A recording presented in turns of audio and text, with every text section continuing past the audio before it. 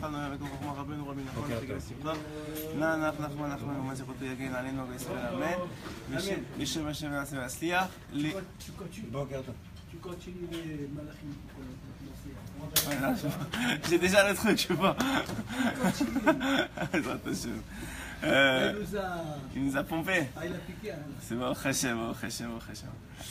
Non, c'est vrai que c'est très important de parler de ça, que ces paroles de Torah soient les Nishmat Shimon ben Allo, qui soient pour la refoua Shelema de Sarah Talia bat Efrat Myriam, de David Chaim ben Noah. Non, on a dit refoua Shelema, Léo Nishmat, Léavdil, Léo Nishmat.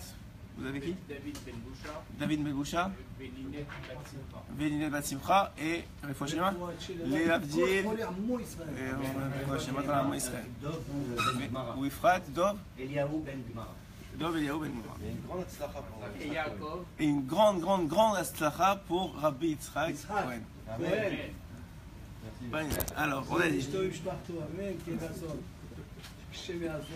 Yalla. Amen. Ça c'est une bracha. Donc juste pour parce que vous avez dit qu'on a parlé de ça hier et qu'il faut en parler. On a parlé, vous avez du shiur sur le nigoun, sur la chanson de chanter la tfila. Juste entre parenthèses, c'est pas le sujet d'aujourd'hui, mais je vous donne le chidouche qu'on a lu hier qui nous a kabel chom. On a reçu du feu de ce chidouche là. Le chidouche il est comme ça. Il est que c'est le Rabbi Nachman il rapporte dans Chavtet, dans l'écouté Moharan Chavtet, il dit que les anges, ouais, ils font la volonté d'Hachem, n'est-ce pas? Maintenant, ces anges-là, ils ont a priori pas de libre arbitre. En vérité, ils ont un petit libre arbitre. Pourquoi? Parce qu'on a vu que certains anges voulaient descendre en bas. Ils ont un petit libre arbitre, mais il est très très limité. Pourquoi il est très limité? Parce que les anges, ils sont tellement devant Akadosh Baruch Hu, ils ont tellement une conscience d'Akadosh Baruch Hu qui est claire, Hachem est tellement dévoilé devant eux, que c'est impossible de faire autrement que de faire la volonté d'Hachem. Ça c'est clair, ok? Maintenant, Rabbeinu il dit, mais ok, mais comment ils font pour appliquer, pour ne pas tomber, pour y arriver? C'est-à-dire, tu peux être devant Hachem, et Rabbeinu il a l'air de dire, tu peux être devant Hachem, mais comment presque encore tomber? Alors il dit en vérité, le secret des anges. Ça c'est le secret des anges. Hein. Le secret des anges, c'est que les anges, ils chantent à Hachem. Et quand ils chantent des louanges à Hachem, c'est cette chanson-là, cette Hitla-Avout-là qu'ils créent à travers cette connexion-là, cette reconnaissance-là de la grandeur d'Hachem qui est devant leurs yeux. Mais Rabbeinu dit, s'ils ne chantaient pas, ils ne feraient pas la volonté d'Hachem. Malgré que Hachem est devant leurs yeux. Malgré que Hachem est devant leurs yeux, s'ils ne chantaient pas, ils ne seraient pas capables de faire la volonté d'Akadosh Baruch Hu. C'est cette louange-là qu'ils font tous les jours à Hachem qui leur donne les kochot et la direction pour faire la volonté d'Hachem. Il dit à plus forte raison, nous, que Hachem n'est pas devant nous. Kalva Chomer. Que nous, Hachem n'est pas devant nous, qu'il est complètement voilé, qu'il est tellement facile de l'oublier, qu'un homme il est chayav de chanter et de faire des louanges à Kadosh Baruch Hu toute la journée pour créer cette connexion-là qui va le mettre sur le derrière de la volonté de Kadosh Baruch Hu. Il dit quelqu'un, plus que ça, je vais vous donner tout, écoutez-moi, c'est pas grave. Il dit plus que ça. Il dit un homme, qu'est-ce qu'il veut dans la vie? Il veut que tout aille bien, que tout soit facile. Il dit, un homme, qu'est-ce qui rend les situations difficiles? C'est qu'on ne l'écoute pas. Il dit à sa femme, le plateau il va tomber, fais attention, elle écoute pas, le lendemain il se casse la gueule. Il dit à son fils, fais attention, ne traverse pas comme ça, ou fais attention, mets tes chaussures, attache tes chaussures. Il n'écoute pas, et il tombe. Et ça, personne ne l'écoute. Et il dit, mais j'en ai marre, pourquoi personne ne m'écoute? Alors voyez qui dit la solution. Il dit, tu veux que tes paroles, ils aient de la force. Parce que il dira, ben non, pourquoi est-ce que tes paroles ne sont pas écoutées? Parce qu'ils n'ont pas de force. Ils n'ont pas de force, tes paroles. Ils n'ont pas de da'at, exactement. C'est ça qu'il dit. Ils n'ont pas de da'at. Da'at, ça veut dire plus que de la connaissance. C'est da'at, c'est bina ve chokhma. C'est-à-dire, c'est le cœur et l'esprit. C'est-à-dire que ton esprit et ton cœur sont mechoubarim, sont connectés. Ça crée du da'at. Et quand tes paroles sont empreintes de ce da'at-là, elles sont acceptées. Le gars, il peut même pas, même s'il veut, il peut pas dire non à ce que tu dis. Et ce da'at-là, il vient, dit Rabbeinu, encore une fois, de celui qui est capable, avant la tfila, pas pendant la tfila, mais avant la tfila, de chanter à Kadosh Baruch Hu. Il crée, il met en action, c'est comme si tu mets le on sur ton da'at. Tu mets le on sur ton da'at, quelqu'un qui chante avant la tfila, par exemple, Rav Naya, quand il vient, il fait des mizmorim, ouais, où il fait Adon Olam, ce qui est d'ailleurs, tous les Chachamim, ils disent que c'est très important, mais ils ne donnent pas le son. Ils font un Adon Olam, ou ils font une chanson, quelque chose, pour se mettre en condition. Ça, c'est appuyer sur le switch on du da'at.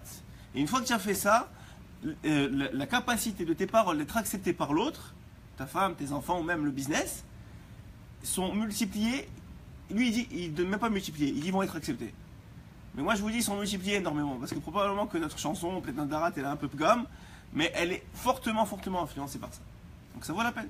Faire 5 minutes de chanson, avant la tefila, de chanter pendant la tefila, de faire des louanges en chanson, c'est le derech Hashem. Oui, dis-toi. Il faudrait dire les remarques à quelqu'un en son temps.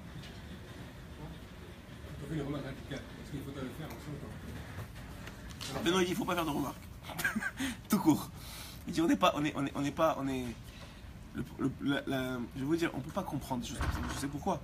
Parce qu'on connaît, rares sont les gens qui connaissent des vrais tzadikim. Aujourd'hui, des vrais tzadikim, des rabbanim, il y en a plein, bon, prochaine, des grands, on les aurait d'en avoir un ici, il n'y a pas de problème, mais des tzadikim, du niveau de Rabbi Shimon, Rabbi Meir, ou du niveau, même dans cette génération, des grands, vous voyez, moi j'ai vu Rav David Ambrosera, j'ai vu Rav Chaim Kanievski, j'en ai vu d'autres, ils te disent quoi faire. Et même, des fois, ils te font des petites remontrances, où ils te disent que tu fais Shabbat, tu fais des trucs, machin, ils te disent. Le rabbi de Kalov, il y en a comme ça quelques-uns. Mais ils ont tellement d'amour pour toi, ils ne te connaissent pas. J'ai l'impression qu'ils ne te connaissent pas. Je ne sais pas, ils te voient peut-être, ils voient Neshama, ou je ne sais pas d'où tu viens, ou c'est quoi tes gigoulim. Mais ils ont tellement d'amour pour toi que tu es mekabel. C'est plus que du da'at, ça. Le da'at, c'est une chose, mais c'est plus que du da'at. Ça se voit qu'il n'y a aucun intérêt personnel, il n'y a aucun gamme dans la parole. Donc, des gens comme ça, ils sont capables de faire des. Mais nous. Alors c'est ça le problème, nous on met câble du da'at, on essaye de ne pas faire des remontrances, des conseils, des remontrances, je pense pas qu'on est capable. Mais encore une fois, c'est vrai qu'il faut diriger sa famille, c'est vrai que quand on fait une bêtise, il faut lui dire, c'est vrai que quand ta femme, tu vois quelque chose qui ne va pas aller, a priori tu es là pour lui dire, sinon pourquoi toi tu le remarques, tu ne le remarques pas juste pour te taire. Mais c'est un conseil de ma part, formulez-le sous forme de conseil. Mais le problème, c'est qu'on est tellement fatigué que c'est la fatigue, je vous jure, la fatigue dans la vie. On est tellement occupé à la fatigue, on n'a pas de recul, on n'a pas de temps de prendre du temps. On voit quelque chose, on lui dit sous la forme qu'on veut et sous la forme qui est. Mais si on prenait un peu de recul, on a pris, on note, ouais, ça va pas. On attend une discussion devant un verre de vin ou à table ou quoi que ce soit. Tu sais, j'ai remarqué ça, qu'est-ce que tu penses qu'on pourrait faire sous forme de conseil? Ça s'appelle la chokma, mais on est tellement fatigué, l'achash, qu'on voit un truc. Mais pourquoi c'est comme ça? Mais tu vois, c'est sûr que ça va se casser, mais c'est quoi cette histoire? Tu comprends, notre réaction elle est proportionnée à notre niveau de fatigue et de darat aussi. Trop spontané. Trop spontané.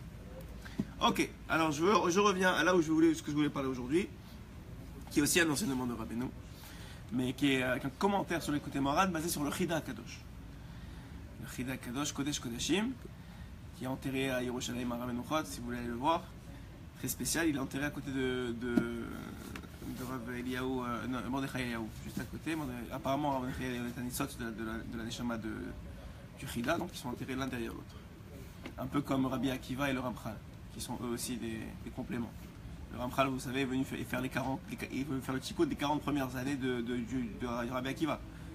Le Ramchal a vécu 40 ans, et c'est Keneged les 40 premières années que Rabbi Akiva n'était pas religieux. Et donc c'est pour ça qu'ils sont enterrés l'un à côté de l'autre. Rien n'est fortuit. Ne croyez pas que c'est pour ça que Rabbeinu dit il faut prier. Même où est-ce qu'on va mourir, où est-ce qu'on va être enterré. À mourir, c'est sûr, il faut prier pour être en Israël. Mais même être enterré, parce que les gens sentent. C'est-à-dire, on dit pourquoi on n'enterre pas des gens qui ont fait des fautes, ou des grosses fautes, ou des réchaïm, à côté des tzadikim. Parce que ça empêche les bonnes odeurs ça sent pas bon pour les tzadikim. C'est pour ça que je vous ai dit hier, je vous racontais l'histoire du fils de Rabbi Nathan. Ouais, je vous ai dit que Rabbi Nathan, son fils, il a toujours voulu monter en Israël. Et Rabbi Nathan, il lui a dit, s'il te plaît, attends 60 ans. Quand tu auras 60 ans, je te promets que ça va être facile pour toi de monter. D'ici là, reste à côté d'Ouman pour faire Rosh Hashanah à Ouman. Parce que sinon, tu ne reviendras pas à faire Rosh Hashanah à Ouman. Et pour moi, c'est plus important que tu fasses Rosh Hashanah. Vous dire que c'est quoi la marla de Rosh Hashanah.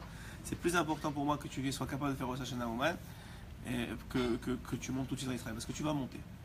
Et ça, c'est ce qu'il lui a dit. Aujourd'hui, on n'a pas cette excuse-là. Parce qu'on peut monter, descendre. C'est plus facile de partir d'arriver à Ouman d'Israël que de n'importe quel autre pays du monde.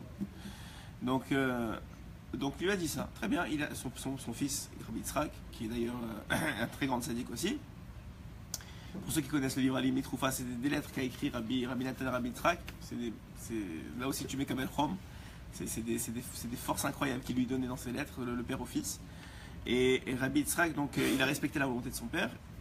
Après le Rosh Hashanah de ses 60 ans, il a pris un bateau, il est monté en Eretz Israël. Il est arrivé en Eretz Israël. Quelques mois plus tard, il est parti de ce monde. Il est arrivé à Tzfat. Quelques mois plus tard, il est parti de ce monde. Donc on comprend que c'était son dernier Rosh Hashanah en vérité. C'est pour ça que Rabbi Nathan Ruach HaKodesh lui avait prévenu qu'il fallait qu'il attende 60 ans. En tout cas, il est arrivé à Tzfat. Je pense 3 mois exactement plus tard, il est parti de ce monde. À Tzfat, personne ne le connaissait. Le jour où il est parti de ce monde, il faisait une pluie, mais quoi, torrentielle. Ils n'avaient jamais vu ça à Tzfat. Donc qu'est-ce qu'ils ont fait? Ils ont pris le corps, ils ne voyaient même pas où ils avançaient, c'était boueux, c'était catastrophique. Qu'est-ce qu'ils ont fait?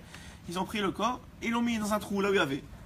Ils ont dit demain on s'en occupe. Ils ont recouvert ce qu'ils ont recouvert, ils sont partis chez eux. Ils ont dit on ne peut pas rester comme ça. Le lendemain, ils viennent voir, ils disent waouh, qu'est-ce qu'on a fait? Qu'est-ce qu'ils ont fait? Ils ont mis Rabbi Yitzhak à 2,5 mètres de Rabbi Yosef Karo. Maran Shulchan Aruch. Quoi?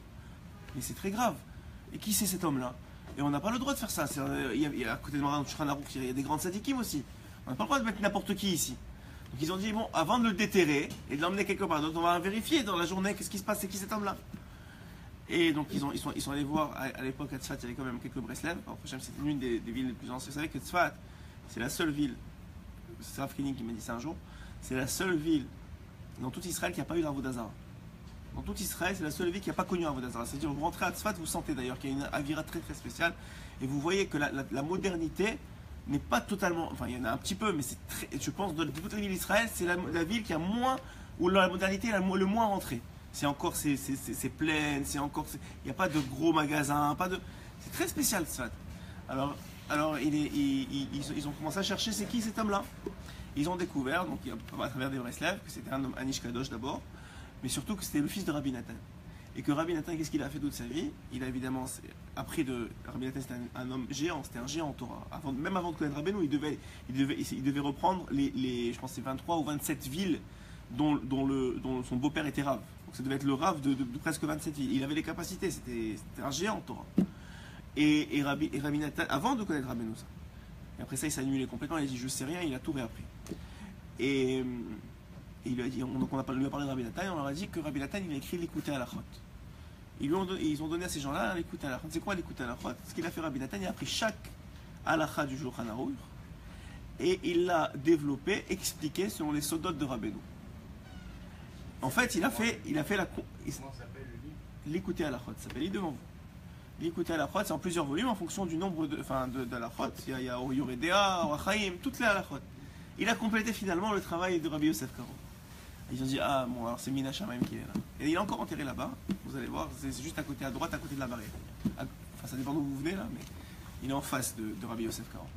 C'est pour vous dire que rien n'est fortuit. Même pour ça, il faut prier. Il faut prier pour être enterré dans un bon endroit à côté de Sadikim et de mériter. C'est important. Toute votre vie, cette vie-là, c'est rien. C'est le Hamaba c'est tout le reste qui va compter. Donc il faut prier. Mais Hachem, il s'occupe. Celui qui a un bon cœur et qui fait les choses, Ahava, Simcha, Hachem, il s'occupe de lui. Alors il dit comme ça. Ahida Omer, le Hida il dit pour accomplir une mitzvah de façon parfaite, il y a 22 conditions. Il dit le Hida, en fonction des Chavbet, des fils Seder à Aleph Bet. En fonction des Aleph Bet, il y a 22 lettres, il y a 22 conditions pour accomplir une mitzvah de façon parfaite. Vous savez, on est un peu loin. Mais bon, on essaie d'accomplir le plus qu'on peut, on va en apprendre une aujourd'hui, des conditions.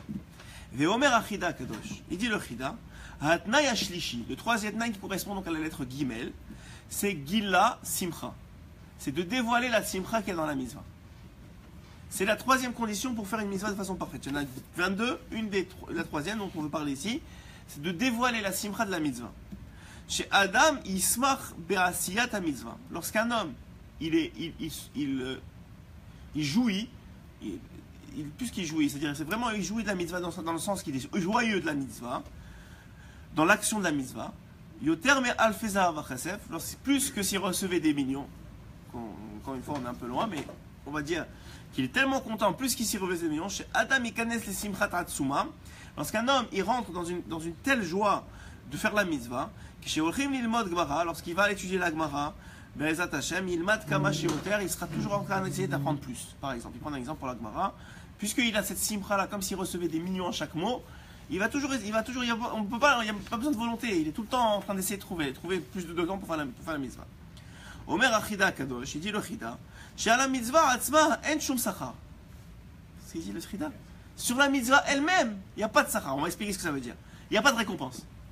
Sur la mitzvah, il n'y a pas de récompense, il dit le Chida. Kemo shemevi et ze ba'alatanya, comme il dit le ba'alatanya aussi.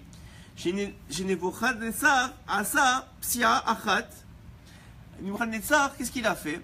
Alors je vous raconte l'histoire de Nebuchadnezzar. Il a voulu écrire une lettre à un sage d'Israël.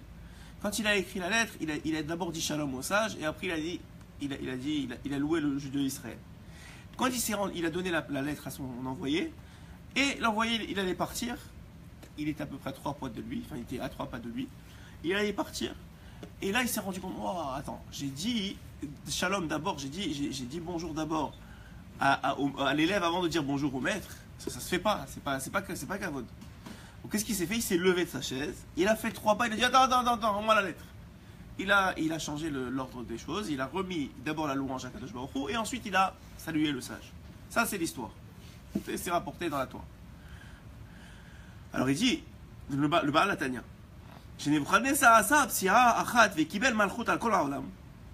lorsqu'il a fait 3 pas. Le premier pas, qu'est-ce qu'il a gagné? Il est devenu roi de tout le monde entier. Ça c'est le premier pas. Shechat Chatzi Olam. Il a fait un autre pas. Natnu la ben shelo. Son fils, il a reçu le royaume. Donc on lui a pas pris le royaume à son fils. Ou Shachat od Chatzi Olam. Et donc, qu'est-ce qu'ils ont fait avec leur royauté? Le premier, il a détruit la moitié du monde. Le deuxième, il a détruit l'autre moitié du monde. Chatzinish Areva. Olam Achareze Higia Beshatzar. Donc son petit-fils, c'était Beshatzar Ben Ashlishi, donc son petit-fils. Qui Nebuchadnezzar a Sarot Psia. Il a fait un troisième pas, même son petit-fils, il a eu la royauté. Kol Psia Mekabeli Malchut. Donc chaque pas qu'il a fait, il a reçu une royauté sur le monde entier. C'est l'opachut. Maasa Beshatzar. Qu'est-ce qu'il a fait Beshatzar avec cette royauté-là? Ot Hatzi Olam. Venish Ar Shminita Olam. Il restait 1/8 du monde qui n'était pas touché par eux.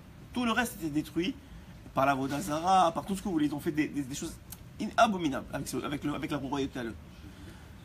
Katouv, chez Imaya Oseotsia, c'est écrit que s'il avait fait encore un pas, Achat, Loya Nishar Zecher Mina Olam, il n'y aurait même pas eu, il ne serait pas resté le souvenir du monde.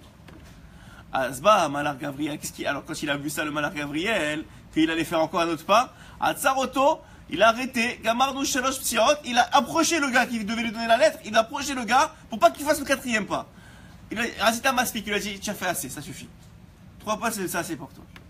Omer Atorat Or. Azma Magia Lihoudi. Alors, si tu dis qu'un goy, un roi goy qui a fait tellement de fautes avec ce qu'il a réussi, sa récompense, ouais, il a reçu la malchoute sur 3 générations, pour 3 pas qu'il a fait. Alors, qu'est-ce que tu vas dire qu'un juif il doit recevoir? Azma Magia Lihoudi. Qu'est-ce qu'il doit recevoir un juif pour mettre des défilés et faire la volonté d'Hachem et en plus pour le bien? Shekol Chayav Zerak Psiot Lekdusha, parce que lui, qu'est-ce qu'il veut? Juste la Kdusha. Verikoudim, quand il saute, Veritzot Acharea Mitzvot, et qu'il court après les mitzvot. Qu'est-ce qui lui vient, lui? Vous savez, c'est écrit dans la Gemara, Maseret Brachot, on s'éloigne un peu, mais c'est le sujet. Maseret Brachot, c'est écrit là-bas que quelqu'un qui donne, c'est rapporté par les sages, quelqu'un qui donne sa fille à un Talmid Chacham, ou bien qui soutient un Talmid Chacham, c'est-à-dire soutenir, ça veut dire c'est lui qui s'occupe de lui. Okay, on parle d'un soutien complet. Okay, c'est lui qui lui aide à étudier, c'est lui qui paye le loyer. Vraiment, il le soutient complètement. Alors à ce moment-là, la Gemara elle dit que c'est écrit dans les versets qu'il reçoit.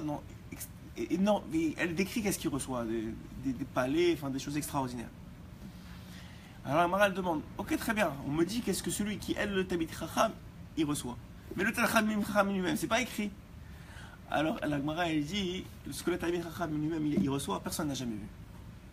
Personne n'a jamais vu. C'est-à-dire que c'est caché, c'est que dans l'Olam Haba, et c'est pas descriptif. La Gemara donne la comparaison suivante, c'est comme le Gan Eden. C'est écrit que dans la Torah on parle du Gan Eden, ouais. C'est quoi le Gan Eden? Traduction littérale, c'est le jardin d'Eden. Dit la Gemara, ce qu'a reçu Adam Rishon, qu'il croyait que c'était extraordinaire, c'est seulement le jardin d'Eden. Mais l'Eden, personne n'a jamais vu. L'Eden, ça c'est juste le jardin qu'il a eu lui. Mais l'Éden, personne n'a jamais vu. Ça veut dire que ça, c'est des choses inimaginables, on ne peut pas les expliquer, c'est de la folie. Alors il dit ici, alors on va mettre ses mitzvot à lui. Où est-ce qu'on va lui donner du sachar? Lui, il a gagné la royauté juste à cause d'un pas. Quoi, il a reçu pour lui et son fils et son petit-fils. Entre temps, qu'est-ce qu'ils ont fait? Ils ont juste tué des gens. Mais malgré ça, à cause des pas, ils ont gardé la malchoute. Parce qu'il a fait un pas en l'honneur d'Hachem. Alors où est-ce qu'il est le sachar de quelqu'un qui marche pour la synagogue, qui marche pour aller donner la tzedaka, qui marche pour aider un autre juif? Où est-ce qu'il est son sachar? Alors comment vous allez voir, le monde il n'est pas assez grand pour recevoir ce sachar là. Mais par contre, ça veut dire, qu'est-ce qu'il est en train de dire le Chida? C'est ça qu'il est en train d'expliquer ici. Qu'est-ce qu'il a dit le Chida? Il n'y a pas de sachar pour la mitzvah. Ça veut dire quoi, il n'y a pas de sachar? Ça veut dire que vous ne verrez pas le sachar de la mitzvah. Il est trop gros, il est trop énorme, c'est impossible dans ce monde-ci d'avoir le sachar de la mitzvah. Voilà, dans ce monde-ci, c'est impossible de recevoir et ni de le voir parce que ce monde-ci ne contient pas le sachar. Ah, comment on fait pour profiter de la mitzvah dans ce monde-ci? Vous profitez de la simcha de la mitzvah. Quand vous avez été joyeux de la mitzvah, c'est ça que vous recevez dans ce monde-ci. Donc quelqu'un, il va dire, quelqu'un qui n'est pas sa meilleure, qui fait juste les mitzvot, il n'aura pas de sachar dans ce monde-ci. Il va vivre une vie de peine et de douleur. Par contre, il lui reste dans l'Olam Haba, il n'y a pas de problème. Et ce qu'il y a de pas dans l'Olam Haba, c'est inimaginable. Par contre, dans ce monde-ci, il ne va rien profiter, ça va être la catastrophe pour lui. Alors il dit, vous allez voir dans ces mots-là. Comment l'abondance vient dans ce monde-ci? Grâce à celui qui, à la simcha, à la joie qui est associée à la mitzvah. Combien un homme il est prêt à sauter, combien il est prêt à être joyeux de la mitzvah, c'est ça dont elle vient son sachar, ici dans ce monde-ci. Adam imtov lo Torah ou sameyarim Torah, si lui la Torah elle est bonne pour lui, il est joyeux avec la Torah, zeyoter mais alfezav achazem. Dans ce monde-ci, on ne parle pas dans le monde futur, il se sentira. S'il se force à être joyeux dans la mitzvah, et après ça va devenir naturel, mais s'il s'associe à la mitzvah, il cherche la simcha de la mitzvah, alors dans ce monde-ci, ce sera plus que des milliers et des milliers de pièces d'or. Hachem kovea sachar à la simcha. Le Hachem, kovea, comment on dit, kovea, comment on dit kovea? Il fixe, merci, il fixe. Le sachar, la récompense de la mitzvah en fonction de combien un homme il est sa mère de la mitzvah. Yoter ma mitzvah me'atzma, plus que la mitzvah me'atzma. La mitzvah me'atzma, on a dit, c'est incommensurable, c'est pas gérable dans ce monde-ci. C'est ça qu'il a dit Rabbeinu Akadosh. Kan, otam hamilim shekatuv kan belokutei moharan, she'Rabbi omer she'adam sarir lismoa b'mitzvah yoter me'mitzvah atzma. Un homme, il doit mettre plus d'efforts à être joyeux que de faire la mitzvah. C'est mieux de faire moins de mitzvah, mais joyeux, que plus de mitzvah, mais moins joyeux. C'est un chidouche, hein. C'est un chidouche. Ça va? Alors, il dit quelqu'un qui veut être heureux dans ce monde-ci, et qui veut faire Hachem dans ce monde-ci, alors, ce qu'il doit faire, ce qu'il doit se tuer à faire, c'est-à-dire ce qu'il doit chercher, c'est être joyeux dans la mitzvah, être joyeux de faire la tefila, être joyeux. Par exemple, je vous donne un exemple simple. Les gens, ils se fient juste aux critères. Ouais. Par exemple, il a deux options. Ouais. Il a une option, merci beaucoup. Il a une option de faire tefila à netz. Netz, c'est donc au lever du soleil. Il a une option de faire tefila à 7 heures. Maintenant, lui, il se connaît. Selon les Sfarim, vous ouvrez un sefer, c'est écrit tefila à netz. En le ma'ala, il n'y a pas plus haut que ça. Ok? Tfilat hanet, c'est le plus haut. Maintenant, lui, il se connaît. Il sait que quand il va faire Tfilat hanet, il va se réveiller avec la bouille comme ça parce qu'il est trop tôt et il déteste se réveiller. En plus de ça, il va se réveiller pas bien, il n'est pas assez motivé pour le faire. En plus de ça, il va être fatigué toute la journée, il va être énervé, ce que vous voulez, ok? Et il sait que s'il fait la simcha, il fait la tefila à 7 heures, alors il y a un chazan qu'il aime bien, il y a des chansons, il va être plus saméar, il va être heureux, il va même récoudre après. Le mieux, c'est d'être Sameach honnête, ça, je vous le dis, c'est normal. Mais quelqu'un qui se connaît et qui a essayé et que ça ne marche pas pour lui, alors ça veut dire juste qu'il n'est pas encore au niveau d'honnête. C'est pas la fin du monde. Il va faire la tefila à 7 heures, il va être heureux, il va la chanter, et il va gagner beaucoup plus que s'il avait fait un netz. Et ça s'appelle la Torah de vie. Ce qui est écrit, c'est vrai. Celui qui fait netz, c'est le plus haut qu'il y a. Mais il faut faire netz besimcha. Si vous faites netz be'atzvut et en dormant la moitié du temps, vous avez perdu schéma, vous avez perdu ça, c'est fini, ça sert à rien. Vous avez fait pire que si vous faisiez à 7 heures, besimcha, c'est évident. Mais ça, il vous faut un rave qui vous connaît, que vous posez des questions comme ça. C'est une Torah de vie, ça. Savoir d'extrapoler de ce qui est écrit, c'est une Torah de vie. C'est pas n'importe qui peut le faire selon ses propres acquisitions. Et aussi, malgré qu'on fait la tefila à 7 heures, il faut avoir pour but dans la vie de finir un jour ou l'autre par faire tefila tanes besimcha. C'est ce que fait Hachem. Il nous enlève vous voyez, quand on a 18 ans, il nous faut 18 heures de sommeil. Quand on a 20, il nous faut un peu moins. Et un peu moins. Et quand on arrive à un certain temps, on se lève 3 fois par jour, 3 fois par nuit déjà. Donc bon, c'est pas grave.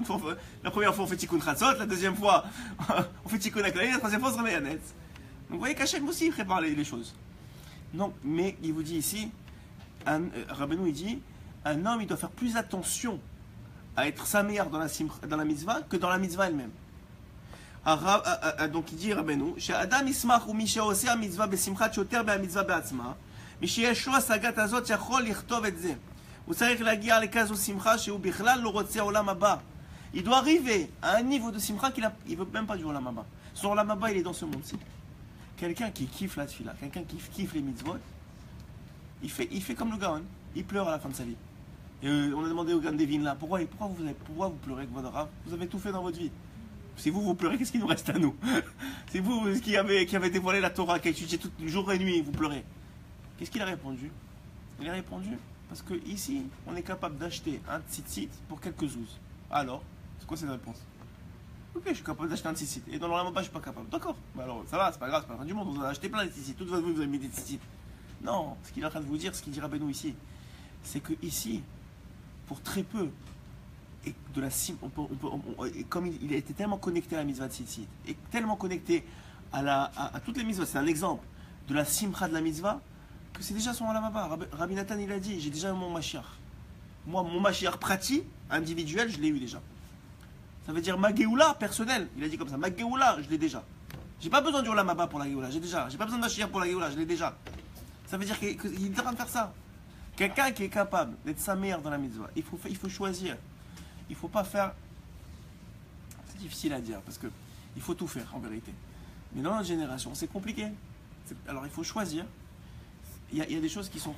On parle des 4 amot de la halakha. Encore Rabbeinu, il y a beaucoup de gens qui parlent et qui pensent que Rabbeinu il était laxiste. Si vous savez ce qu'il a dit à quelqu'un, il lui a dit qu'est-ce qu'il faut être pour être votre élève. Si vous savez la liste qu'il a mis, c'est Ensof. Il faut finir la Gemara tous les ans, il faut finir le chasse tous les ans, tous les poskim, tous les acharonim.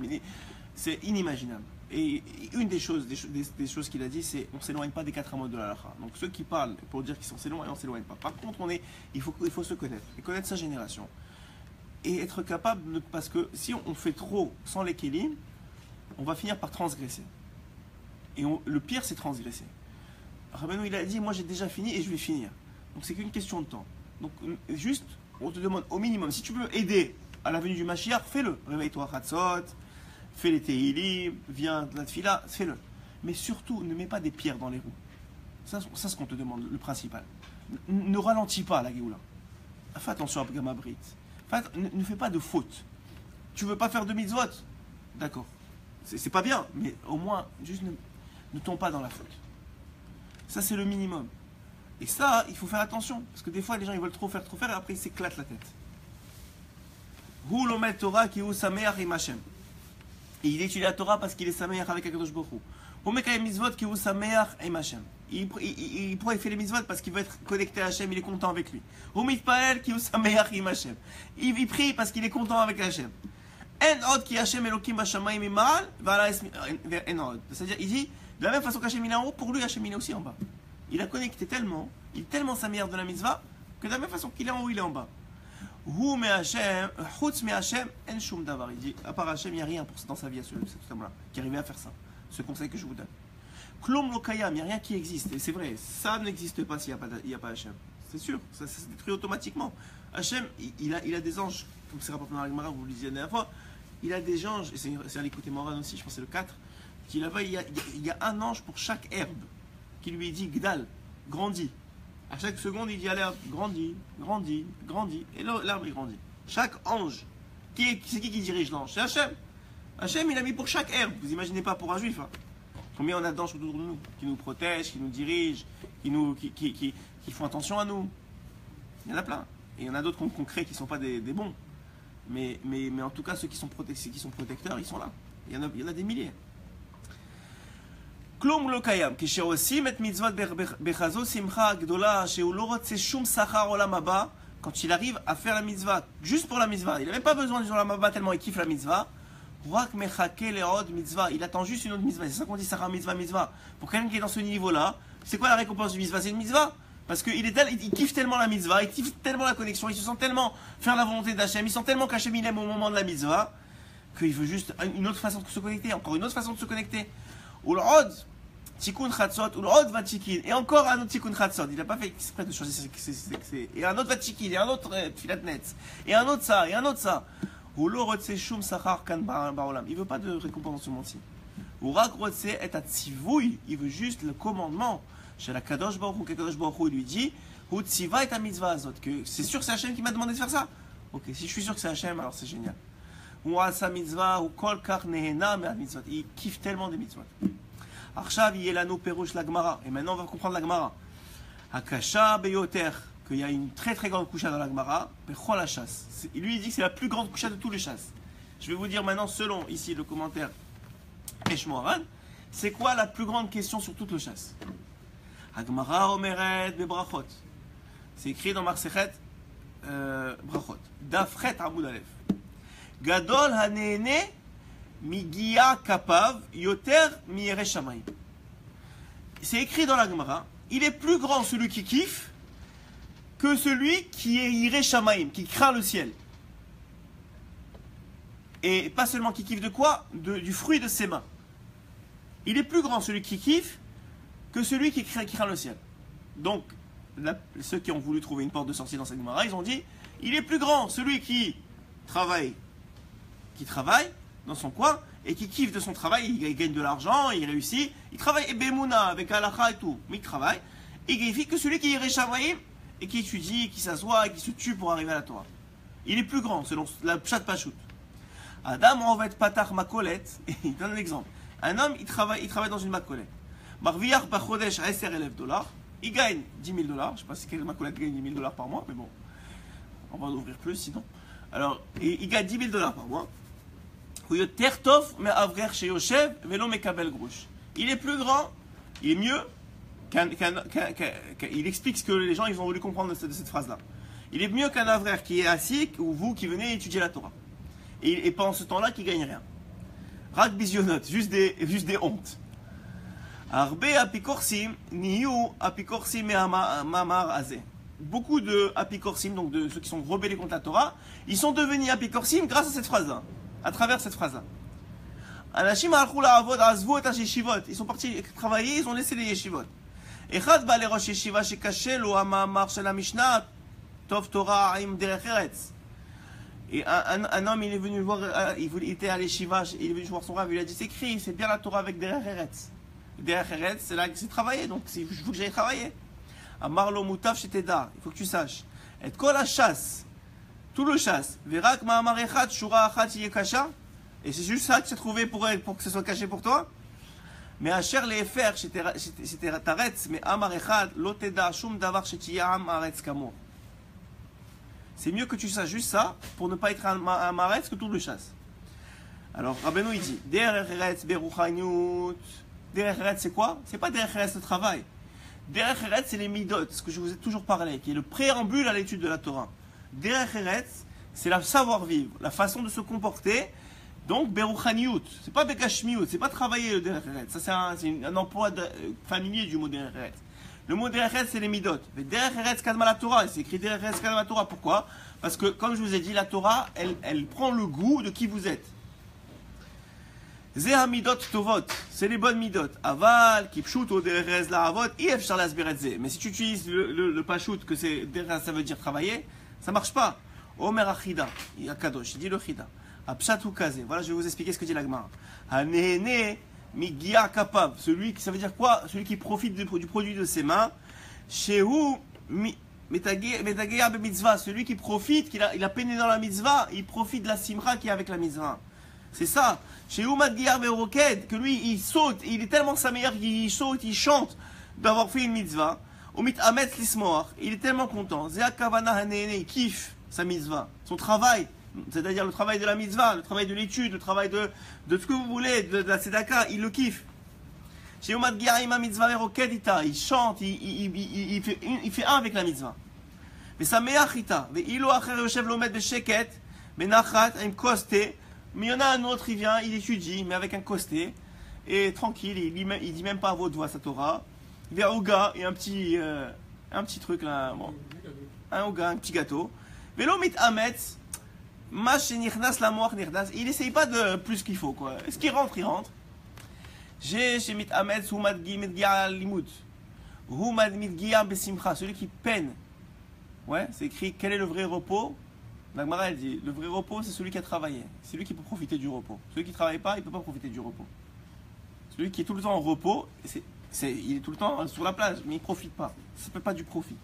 Il n'a pas de sensation de profit, dit la Torah. Ou, peut-être vous voulez essayer, mais en tout cas, il n'a pas de sensation de profit. Ou, midjagea besimcha vesameach meod, ba siyat mitzvah azhu nehene. Celui qui peine dans la mitzvah et qui s'est battu pour avoir la mitzvah, alors lui, qui s'est battu pour être saméar de la mitzvah, alors lui, il va y arriver. Il va pouvoir profiter de la mitzvah. Par exemple, je donne un exemple. Quelqu'un, il invite quelqu'un pour Shabbat. C'est une mitzvah, une grande mitzvah, c'est Arnasat Ochim.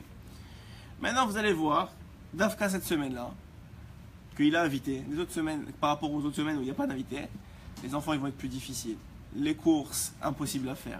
La maison, une catastrophe. Les trucs, tout va être plus compliqué. Tout va être plus compliqué. Pourquoi? Parce que Hachem, il veut te donner encore plus de... Tu fais la mitzvah de toute façon. Ouais. Hachem, il veut te donner encore plus et encore plus. Mais il y a un downside à ça. Il y a un risque. C'est quoi le risque? C'est que tu regrettes de faire la mitzvah. C'est-à-dire que le gars il dit ouais, si c'est comme ça, j'invite plus, c'est de la folie. C'est quoi ça? J'ai pas eu de semaine. Ouais, c'est de la folie. Pourquoi? Parce qu'Hachem il le teste, c'est aussi un test. Mais si au contraire, à chaque fois qu'il casse un truc, à chaque fois au Shirat il n'y a jamais eu autant de monde, à chaque fois que sa femme elle lui dit écoute, ou que sa femme elle dit ah mais c'est pas, les enfants ils sont là, ils tournent autour de la cuisine, etc. Lui, il est né de la mitzvah, il pense à la mitzvah, il se concentre sur la simcha de la mitzvah, je vais recevoir des ochrim. Comme il dit, Rabbeinu, vous savez ce qu'il dit sur les ochrim? Il dit que c'est ceux qui n'ont pas d'enfants, c'est une seconde pour avoir les enfants. Que le principal, je vous le dis, hein, c'était écrit dans le Sefer à Nisraf, le Sefer qui a été brûlé. Vous savez qu'il y a des Sefarim de Rabbeinu qui n'ont pas eu le droit de maintenir dans le monde, deux. Un qui s'appelle le Sefer Aganous qui a été caché, un Sefer Nisraf qui a été brûlé. Ces deux Sefarim-là, non, pas le Sefer Ganou. Sefer Nisrav, c'est Rabbi Nathan qui l'a recopié. Il a dit, je me rappelle de rien. Pour Rabbi Nathan, qui était un gadolador, qui connaissait toute la Torah, il a dit, je me rappelle de rien. Je me rappelle de deux choses. Une de ces choses-là, deux choses, je me rappelle de deux choses. Il a dit deux choses. La première, c'est quoi la première? Je me rappelle la deuxième. La deuxième, c'est que l'essentiel de la mitzvah de Arnasat Ochim, c'est préparer le lit de l'invité. C'est ça l'essentiel. Je vous le dis, je ne sais pas ce que ça veut dire. Mais je vous dis que l'essentiel de la mitzvah d'Arnasat Ochim, c'est de préparer le lit de l'invité. Et je pense que l'autre c'était sur Minav et Malka, mais je ne m'en rappelle plus. Je ne vais pas vous dire de bêtises. En tout cas, pour ça, pour vous dire que la mitzvah, nous on ne comprend pas, mais elle a une récompense infinie. Mais si vous voulez en profiter dans ce monde-ci, c'est un travail. Ça s'appelle le travail de la simcha de la mitzvah. C'est pas quelque chose, ne croyez pas parce que vous avez décidé de faire une mitzvah que vous allez être heureux. Au contraire, probablement que vous allez avoir plus de difficultés à être heureux. Pourquoi?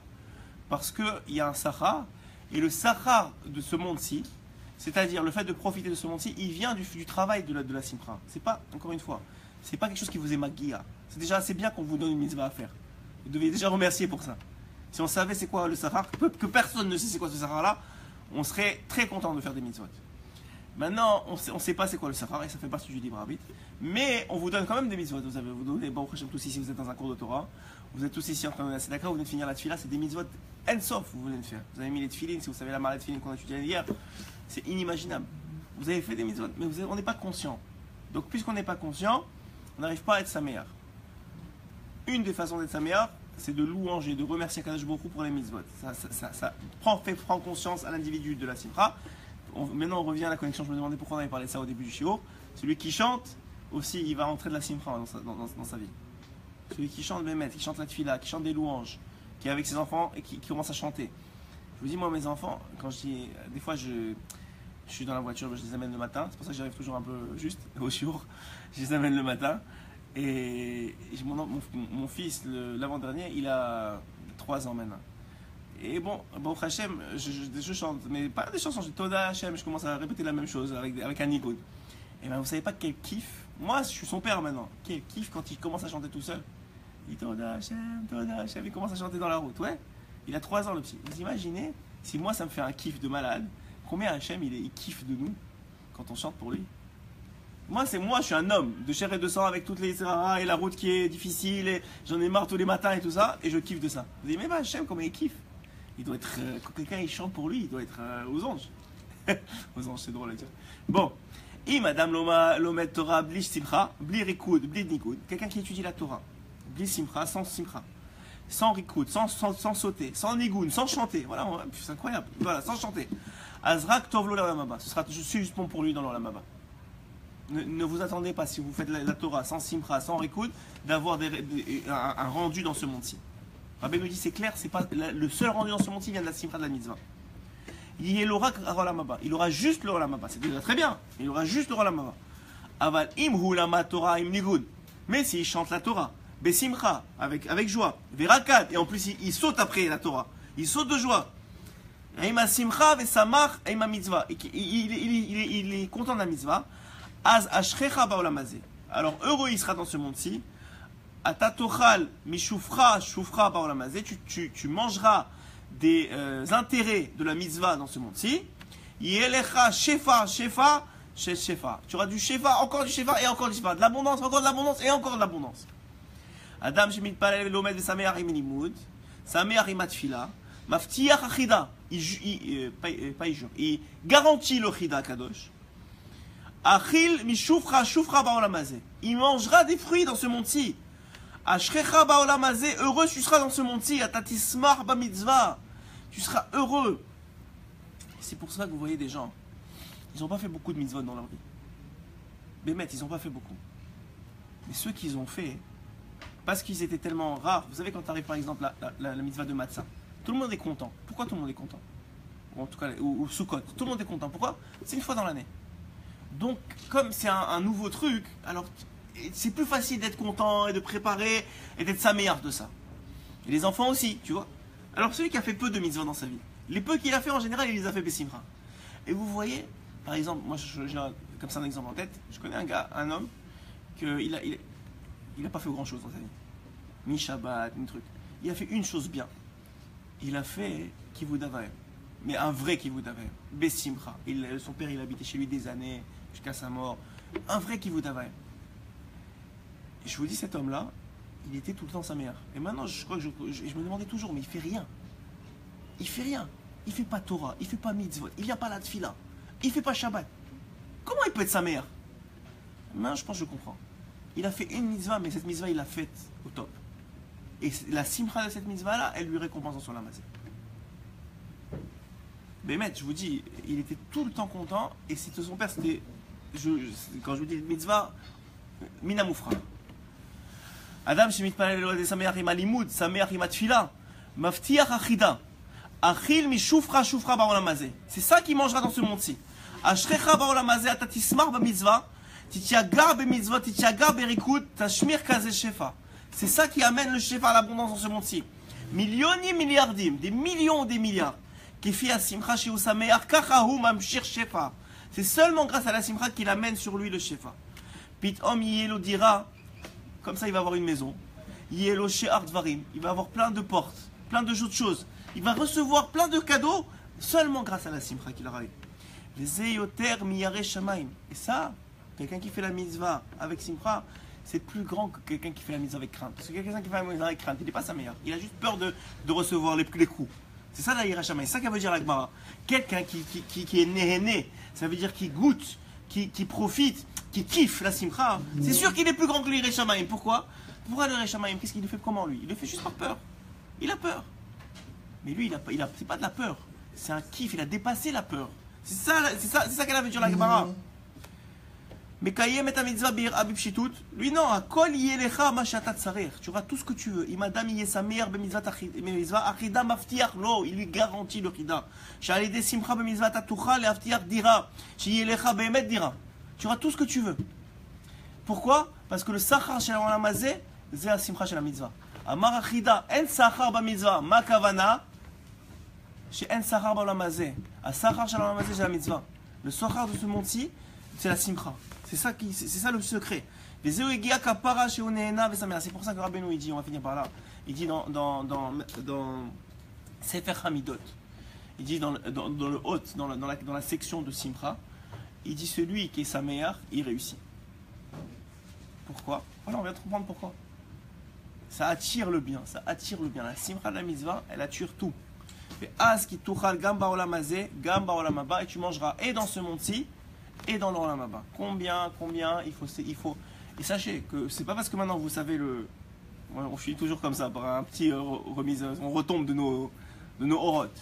C'est pas parce que vous connaissez le secret que ça va être plus facile. Au contraire, c'est plus compliqué. C'est un travail la simcha. Être heureux, mais c'est un travail juste. Je vais vous dire quand c'est le travail. Juste au début, au commencement de se rendre sa meilleure. C'est-à-dire, vous avez une raison de ne pas être sa meilleure et vous tuez un peu, vous tuez votre hatzvout, vous tuez votre tristesse, et vous dites non, je garde le sourire. Même si j'ai envie de tuer quelqu'un, je garde le sourire. Et je dis merci Hachem, c'est super ce que tu fais. Je sais pas pourquoi tu fais ça, mais c'est super.